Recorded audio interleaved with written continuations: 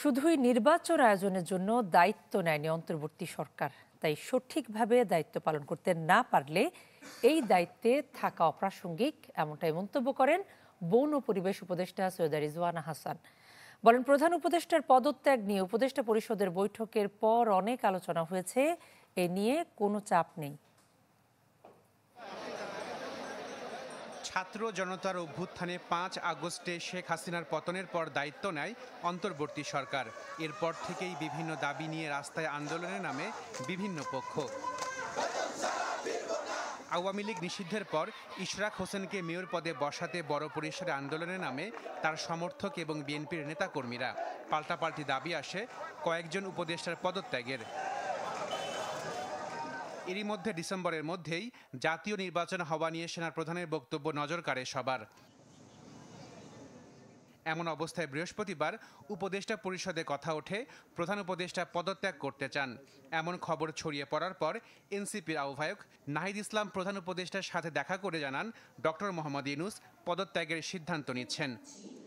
Electra refrigerator, খাবার তাজা তো জীবন তাজা। ইলেকট্রা, ফ্রিজের রাজা। শুক্রবার সকালে ঢাকা বিশ্ববিদ্যালয়ে এক অনুষ্ঠান শেষে সাংবাদিকদের প্রশ্নের জবাবে উপদেষ্টা সৈয়দা রিজওয়ানা হাসান জানান, সরকারের দায়িত্ব পালনে প্রতিবন্ধকতা তৈরি হচ্ছে প্রতিদিন, তাই দায়িত্ব পালন করতে না পারলে ক্ষমতায় থাকার প্রাসঙ্গিকতা নেই। যে আমরা যদি আমাদের দায়িত্ব পালন করতে পারি তাহলেই আমাদের দায়িত্বে থাকাটা প্রাসঙ্গিক। যদি দায়িত্ব পালন করতে না পারি, আমাদের যার যার নিজস্ব অনেক কাজ আছে, তাহলে দায়িত্ব পালন করাটা আর প্রাসঙ্গিক থাকলো কিনা। এই প্রতিবন্ধকতাগুলোকে আমরা কিভাবে মোকাবেলা করব, আদৌ মোকাবেলা করতে পারবো কিনা, যদি মোকাবেলা করতে পারি কিভাবে করব, যদি মোকাবেলা করতে না পারি তাহলে আমাদের কি করণীয় হবে, আমরা সকলে মিলে এটা চিন্তা করছি। এই দায়িত্বটা পালন করা তখনই আমাদের পক্ষে সম্ভব হবে যখন আমরা সকলের সহযোগিতা পাবো। প্রধান উপদেষ্টার পদত্যাগের ইস্যুটি নিয়ে উপদেষ্টা পরিষদের বৈঠকের পর দীর্ঘ আলোচনা হয়েছে বলে জানান পরিবেশ উপদেষ্টা। বলেন, শুধু নির্বাচনের জন্য দায়িত্বে আসেনি অন্তর্বর্তী সরকার। একটা দায়িত্ব হচ্ছে সংস্কার, একটা দায়িত্ব হচ্ছে বিচার, একটা দায়িত্ব হচ্ছে ইলেকশন।